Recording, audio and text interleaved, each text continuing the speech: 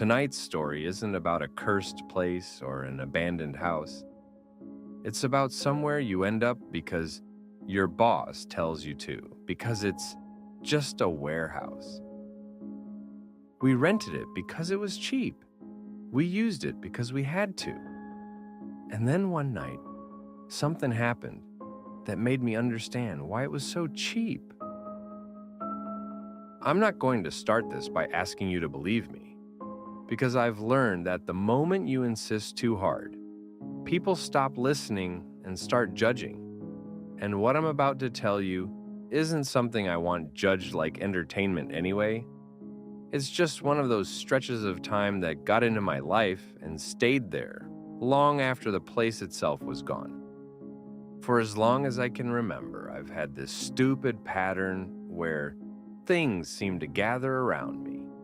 And I don't mean it in a poetic way. I mean it like a practical nuisance that ruins sleep and makes you do embarrassing, irrational things in daylight, like buying items you don't even fully believe in just because you want the feeling of having a barrier between you and whatever it is. So my room ended up cluttered with what Koreans call talismans, with prayer beads, with a cross necklace, with little booklets of Buddhist scripture, even a bottle of holy water someone gave me just in case. Because if you've had a few experiences that hit hard enough, you stop caring whether the object is logical and start caring whether it gives you one more hour of peace. Back then, the company I worked for did trade, which meant inventory didn't always move neatly from point A to point B. Sometimes shipments arrived and had to sit for weeks, sometimes months, before they were cleared or redistributed, and that created an urgent problem that wasn't glamorous but was absolutely real. We needed warehouse space, somewhere close enough to reach fast, accessible enough for trucks, dry enough that our products wouldn't rot, and cheap enough that management wouldn't throw the entire plan into the trash. One day, my department head and I were told very plainly to find a warehouse immediately, and we were basically excused from other tasks until we did. So we did what anybody does when they're trapped between urgency and budget, which is we searched online, called real estate offices, chased listings that turned out to be scams or already taken, and drove around neighborhoods we didn't know, getting more tired and irritated by the hour, until we ended up sitting outside a small grocery store in the area, eating ice cream like idiots who'd run out of ideas. And that's when I asked the owner behind the counter, an older woman with the kind of face that makes you think she's seen everything, if she knew of any empty building nearby that could be used as storage. The way she responded was strange from the start, because she didn't say yes or no. She asked questions, and she asked them more than once, like she needed to be certain of our exact situation before she pointed her finger anywhere. "You don't need to have someone stationed there all the time, right?" she asked, and then again, "You're just putting things there, not living there." And then again, "You only go in and out when you need to move boxes, correct?" And we said yes, because that was exactly what we needed. And she nodded like she'd reached a conclusion and told us to go down the alley, turn right, and look for a 2-story house because the first floor was empty and could be rented. We followed her directions, expecting something cramped and ugly, but it was a proper 2-story house with the owners living upstairs and the entire first floor left vacant. And when we rang the bell and explained we'd been referred by the grocery store, the owner let us in without much conversation, and the moment we stepped into that first floor space, I noticed the smell first. Old air, damp corners, a faint mildew note that clings to places that stay shut. And I noticed how dim it felt, even with the lights, like the walls drank whatever brightness you tried to give them. And I also noticed the practical stuff immediately, because that's what work trains you to notice. The access was great, the distance to the office was perfect, and trucks could pull up and unload without a hassle. Then the owner said something that should have made us pause, but didn't. Because when you're desperate, you mistake warning signs for generosity. He said if we decided to take it, he'd rent it to us for extremely cheap, like embarrassingly cheap. Like the kind of price that makes you grin and say, "Are you sure?" Because you think you've gotten lucky. And my department head and I looked at each other and basically decided on the spot, because in our minds, it was a win. Close, accessible, cheap, available now. We signed quickly, we did minor cleaning and touch-ups, and we started moving inventory in right away, which was especially brutal because it was the rainy season, and we were trying to cram as much moving as possible into the dry windows between storms, to the point that we were working late at night just to get ahead. One night, we were still there around 1 a.m. when lightning flashed in the distance and the rain began to tap, then thicken, and someone suggested we stop and eat. And because we were tired, and because that's what people do in Korea after labor, especially when they're wet and irritated, we ordered jokbal and drank soju, which, if you're not familiar, is basically the default Korean working late combination. Heavy meat and a clear liquor that goes down too easily when you're exhausted. We sat there with the storm starting outside, laughing at nothing, talking like the night was ordinary. And it would have stayed ordinary if my body hadn't done the one predictable thing it always does after soju, which is demand a bathroom. There's a bathroom around the back of the building. So I went out into the wet dark, opened the door, and hit the switch. And nothing happened. No light, no hum, just the dead silence of a place where the electricity isn't cooperating. And I didn't think much of it because old buildings are like that. So I lit a cigarette and used the glow as my only light, standing there half annoyed, trying to finish quickly. And then thunder cracked close enough that it felt like it had a physical weight. And in that split instant of lightning, the kind that turns your world into a bright, flat photograph for a fraction of a second, I looked up. A woman was hanging from the ceiling, not standing, not crouching, not a shadow in the corner, hanging, suspended. And what burned into my mind wasn't even the shape of her body, so much as the fact that her face was angled down, and she was staring at me like I wasn't a stranger who walked in by accident, like I was someone she'd been waiting to notice her. It lasted less than a heartbeat, and then the light vanished and the bathroom went black again. But my body didn't wait for my brain to make sense of it. I felt the hair behind my ears rise, the skin on my arms tighten, my legs lock as if they'd been nailed, and my mind went so blank I couldn't even tell whether I was finishing or just standing there, trembling, and the cigarette in my mouth became wet because I couldn't swallow, because fear does that to you when it's sudden and total. I didn't zip up, I didn't even think about it, I just bolted. I ran back into the warehouse so fast that my shoes slipped, and I didn't stop until I was inside under the dim lights, with other people and walls and noise. And even then I could barely breathe, and after that night I refused to go near that building again, because once you've seen something like that, once you've had your senses betray you or confirm something you never wanted confirmed, you don't crave proof, you crave distance. But of course, work doesn't care about your fear. A few days later, I was officially assigned as the person responsible for that warehouse, which meant I was the one who had to stamp forms, verify shipments, check inventory counts, and be present when products went in or out, and my coworkers treated it like I'd been handed an easy job, the kind people joke about. Nice, you got the sweet position. Because nobody knew what I'd seen and I didn't tell them. Because if you say, I saw a ghost, you don't become a person to be protected. You become a person to be laughed at.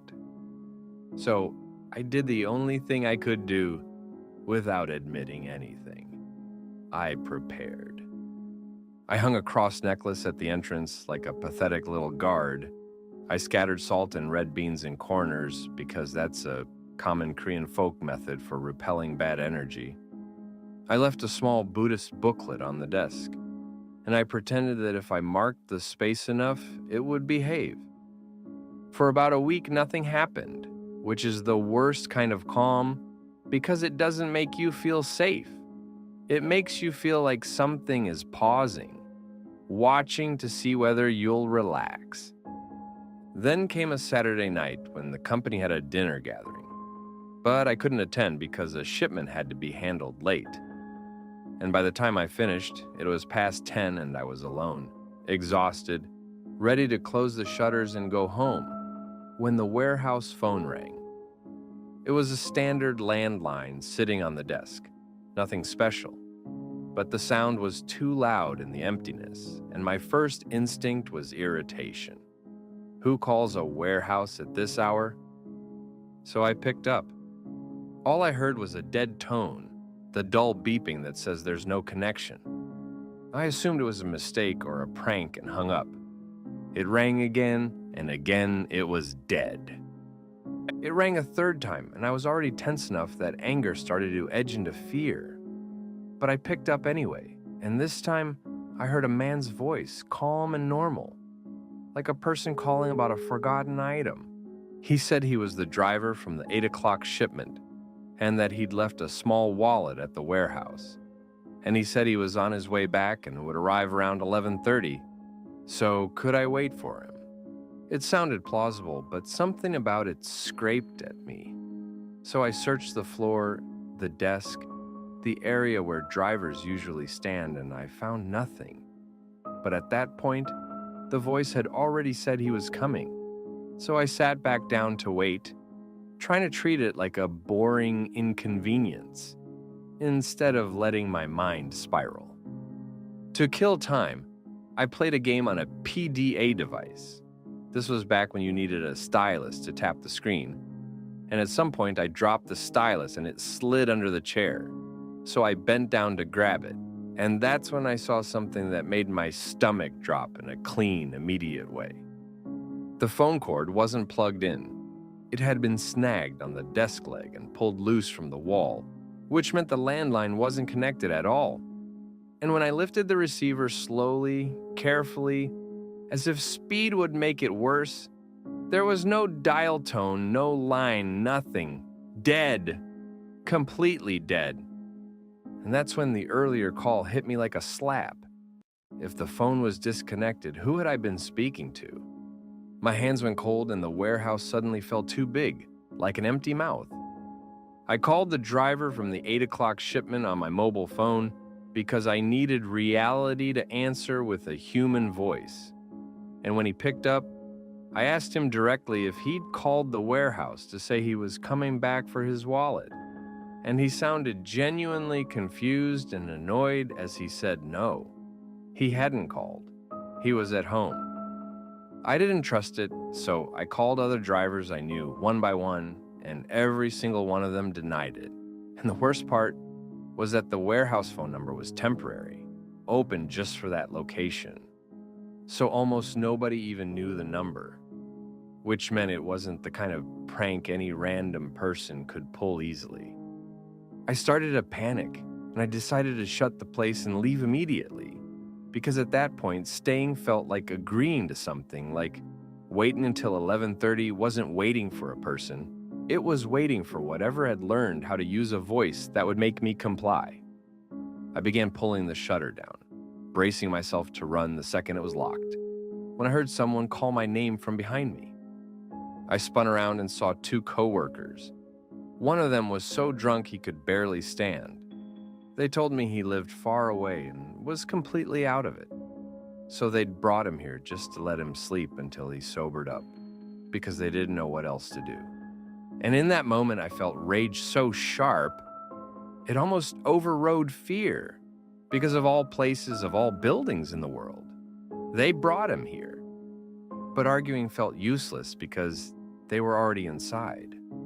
So we laid him down in a small side room behind the warehouse, a tiny back room with a low window, and that window mattered because on the other side of it, just beyond the wall, was the bathroom where I'd seen her. I closed the window instinctively, but the drunk guys complained that it was hot, that they couldn't breathe, and in their half-drunken stubbornness, they opened it again and dropped back down. And I didn't have the energy to fight them, so I told myself it was one night, one stupid night. And then I left, placing the keys on the desk and going home with my heart still thudding like it was trying to outrun my body. The next day around 7 in the evening, the drunk coworker called me and he didn't even greet me properly. He jumped straight into it, voice rough and shaking, swearing that he almost died last night because of that crazy woman. And he said he'd been asleep in that small room when something started pulling his hair. At first he assumed it was a prank, so he cursed into the dark and swung his hand. But the tugging didn't stop and it got stronger and then it started to hurt. That kind of pain that makes you fully awake no matter how drunk you are, and because the window was low, almost at head level when you're lying down. He forced his eyes open and saw a woman outside the window, her hair wild and tangled, her hand gripping his hair and pulling it through the gap with a stubborn, steady force, like she didn't care about his shouting at all.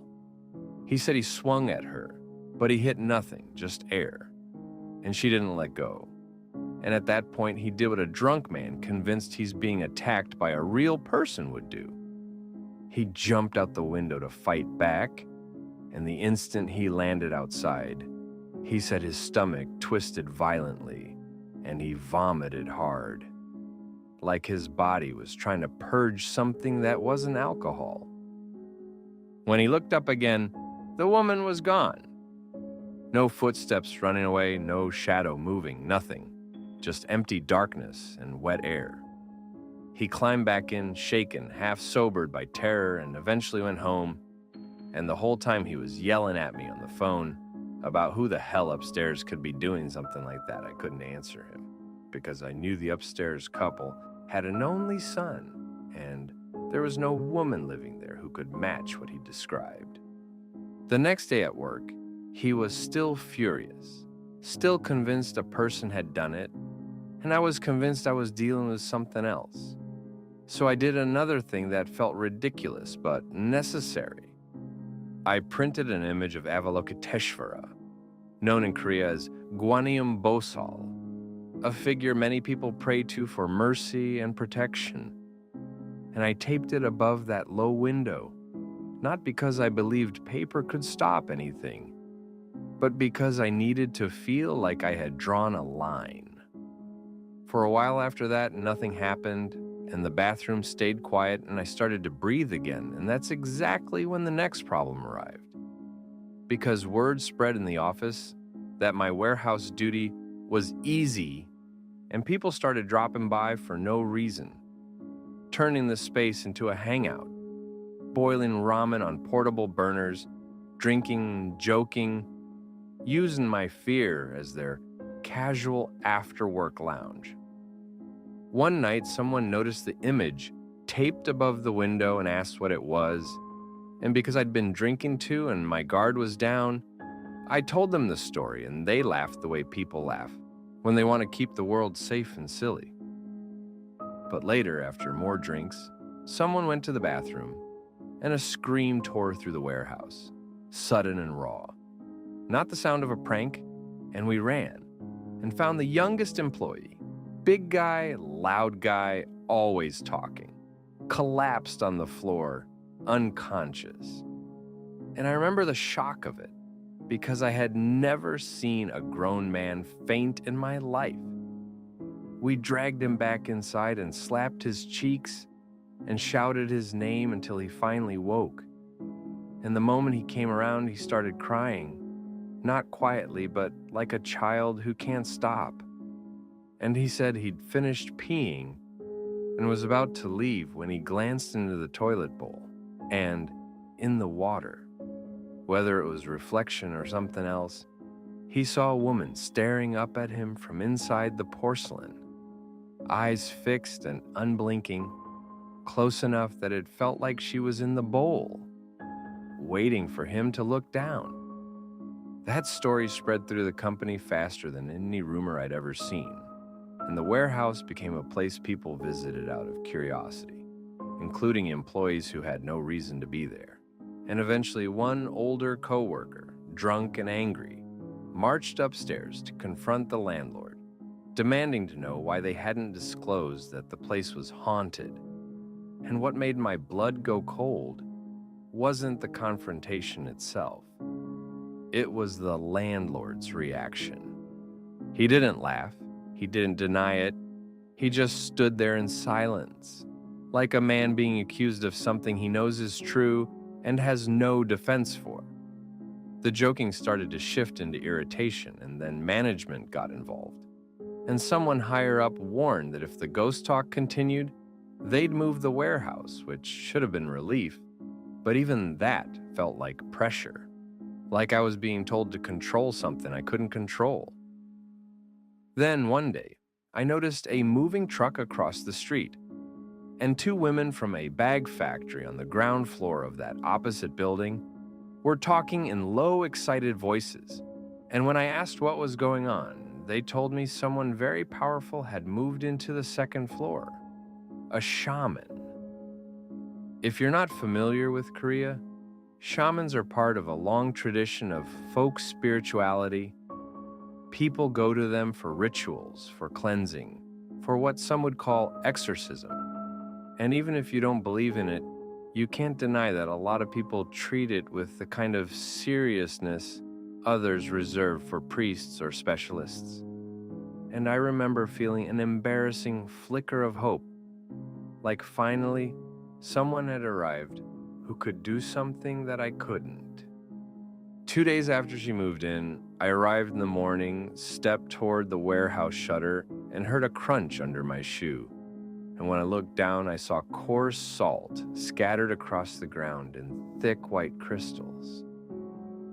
Not just a pinch, but a deliberate trail. And when I followed it with my eyes, I realized it stretched from the landlord's gate toward the warehouse. And it was concentrated around our building, like someone had drawn a boundary line around the place and tried to seal it. I didn't understand it yet, so I shrugged it off and started work. And then I heard drumming, loud, rhythmic, ritual drumming from across the street. And while I was listening, an older woman in her early 60s walked straight into the warehouse like she belonged there, not greeting me, not even looking at me properly, muttering to herself as if speaking to something I couldn't see. And no matter how many times I spoke to her, she didn't respond like a normal visitor.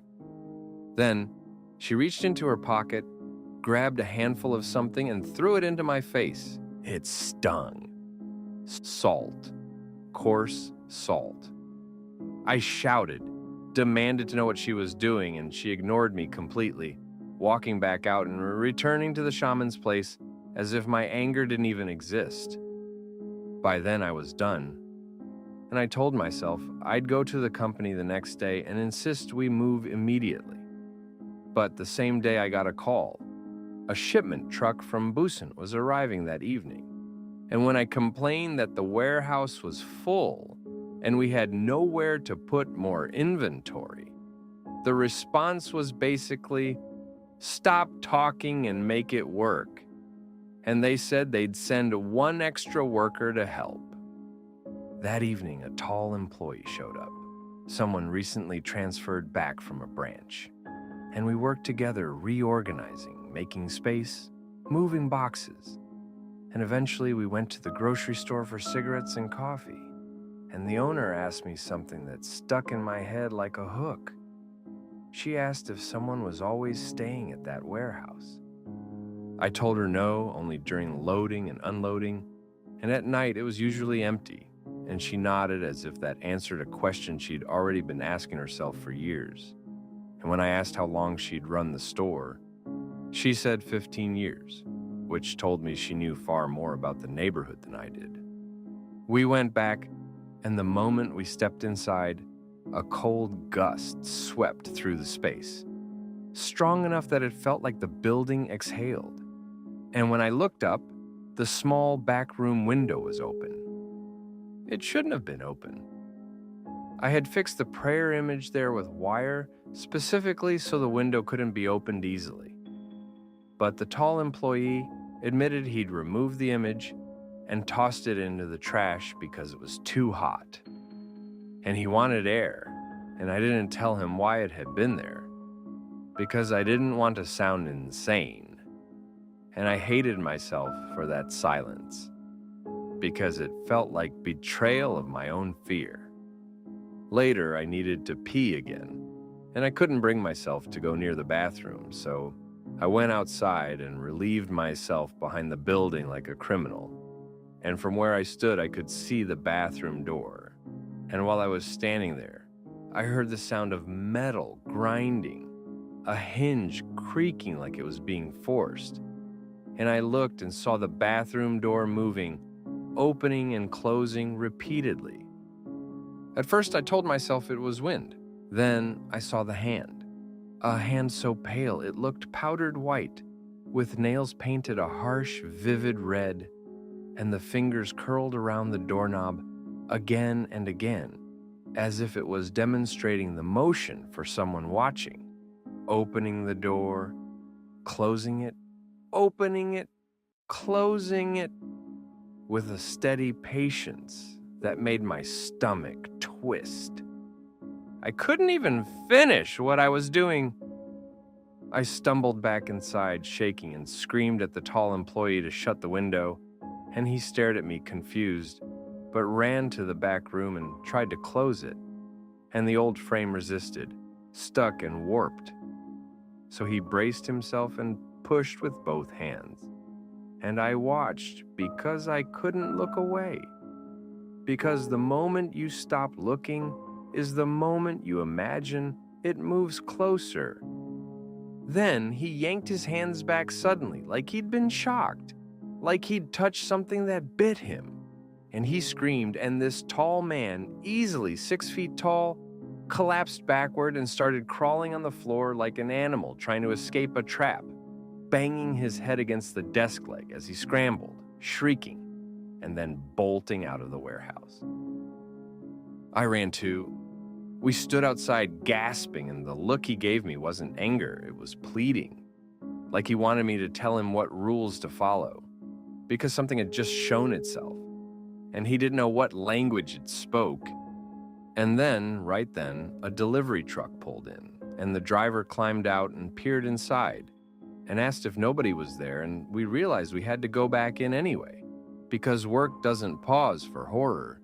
So we forced ourselves inside and unloaded the goods and stacked them and signed the papers with hands that wouldn't stop trembling.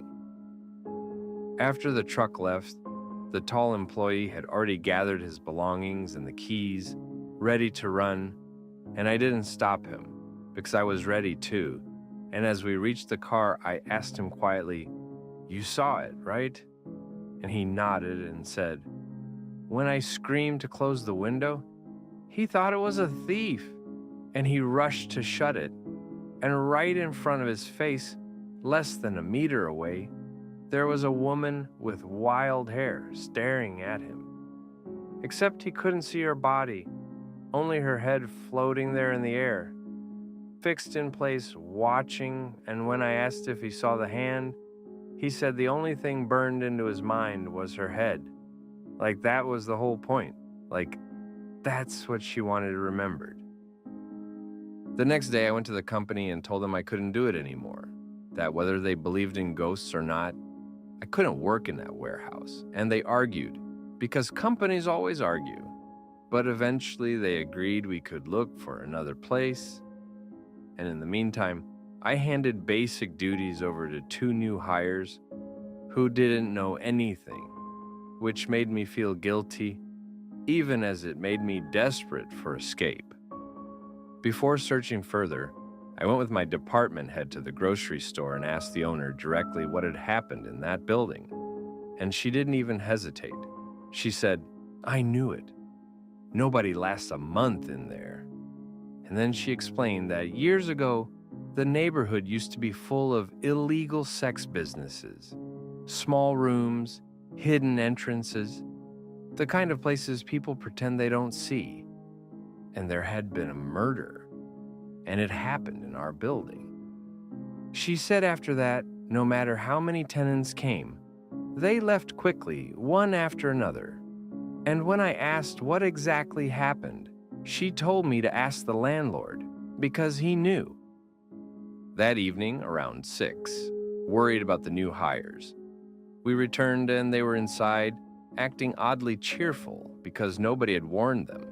And we decided to wait until the landlord came home so we could tell him we were leaving and demand our deposit back.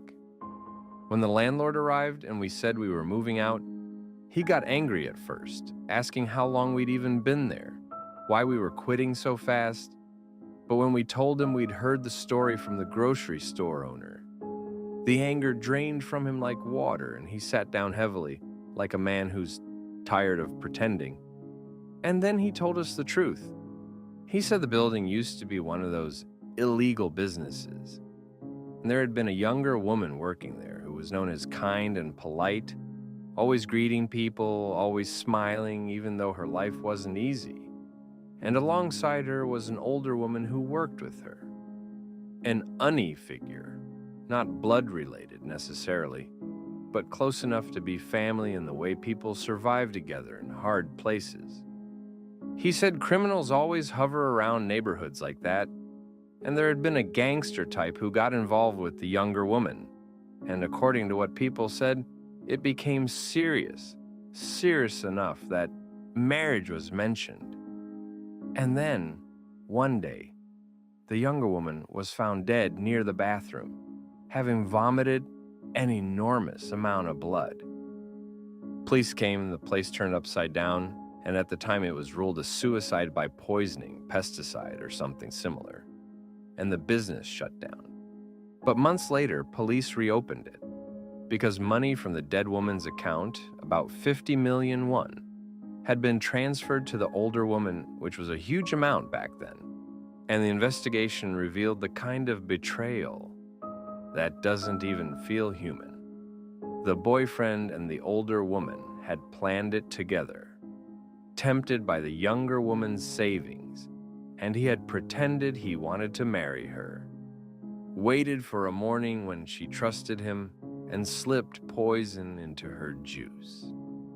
The landlord said there was so much blood that the area near the small room window was stained, and even if he was exaggerating, the way he said it made me picture it too clearly, like the building itself had been splashed and never fully cleaned. And then he told us what happened to the killers, and it sounded like punishment written by something that doesn't care about courts. The boyfriend and the older woman were driving together after the murder. They got into a severe crash. The older woman died instantly, and the boyfriend survived, but was left crippled, half paralyzed, ruined enough that when police later connected the dots, it was like the consequences had already begun before the law caught up. My department head finally told me we should leave, and we did. And later that night, we drank again, because fear doesn't release your body when you want it to. And over grilled meat and alcohol, I couldn't stop thinking. If she'd died like that, betrayed like that, maybe it made sense that something stayed behind, clinging to the place where it happened. Not because it wanted attention, but because it couldn't accept being erased. We kept searching for another warehouse, while the new hires stayed behind. And then days later, one of them called me in a panic, shouting that the warehouse was chaos and I needed to come immediately. And when I drove there with my department head, I found salt and red beans scattered everywhere. The sharp clanging of a small gong echoing through the space, and the shaman from across the street inside the warehouse, like she owned it, moving with a confidence that made my skin crawl. We tried to pull her out, and she was unbelievably strong, like dragging iron. And we finally got her back into her place across the street, where she drank cold water rapidly and stared at us like we were the stupid ones. And then she said something that sounded less like advice and more like contempt. "Boy, if you're trying to die, you'll do anything." And then she told us to place an offering. In Korean ritual practice, that offering is often a small amount of cash placed respectfully, not as a service fee, but as a symbolic gesture.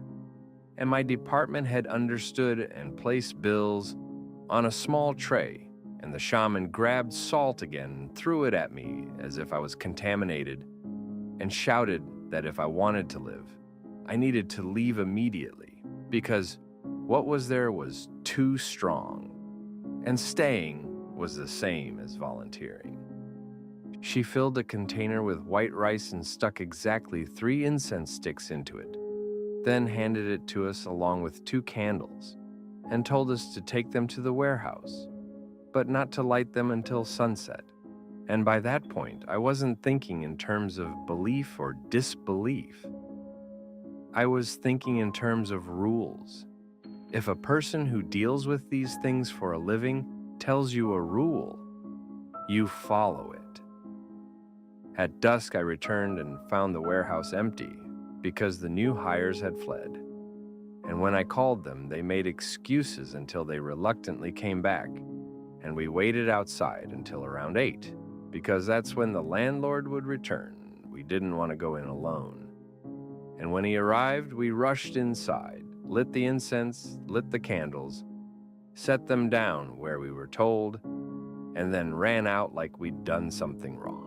The next morning, something in me felt unsettled, like the night hadn't closed properly. So instead of going to the office, I went straight to the warehouse, and the neighborhood was already gathered outside, looking upward with shocked faces. Across the street, the shaman's place had burned. Charred black, collapsed, skeletal, like a mouth with all the flesh gone. People said there had been a fire during the night, and the shaman herself had been pulled out in time. But her home was destroyed, and when I rushed into the warehouse, the incense hadn't burned down the way it should have, and the candles were simply gone. Not melted into puddles, not half-used, just gone. And that absence felt worse than any visible sign because it left no normal explanation to cling to. After that, I avoided the place as much as I could, and thankfully we did find another warehouse, quickly, and signed a new contract, and all that remained was moving inventory over, which should have been the end, except then the new hires called again, frantic, and my department head and I rushed back. And this time, a funeral lantern hung at the landlord's home, and his son stood outside in mourning clothes. The landlord had died. They said he'd been drinking and riding a motorcycle when he collided head-on with a taxi, and he didn't survive. It hadn't even been a month since we'd moved in. In that short time, too many things stacked up. What I saw in the lightning, the dead phone line that still carried a voice, the hand on the bathroom door, the floating head at the window, the shaman's salt and ritual, the burned house, and then the landlord's death. And by then I couldn't tell what was coincidence and what was consequence.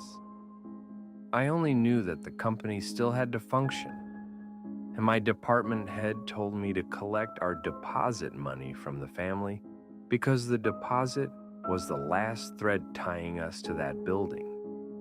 When that money was finally returned, and we moved everything out. It was as if a door closed behind us, and I should have felt relief. But what I actually felt was the kind of exhaustion you feel after you've been tense for too long. Because even now, years later, I still remember the sound of that phone ringing, and the moment I realized the line wasn't connected, and how the worst fear isn't a scream or a shadow. It's hearing a perfectly normal human voice say something reasonable. "I'll be there at 11:30, please wait." And realizing you're about to obey something you can't see. And I drove past that area once last year, and the warehouse building was still there, and the shaman's place had been rebuilt, and everything looked normal, which is the part I hate most, because normal is exactly how it starts. And if she's still there, I don't know what she wants now. I only know what it felt like to be in a place that answered every attempt at routine with a reminder that something had happened there and it didn't want to be forgotten.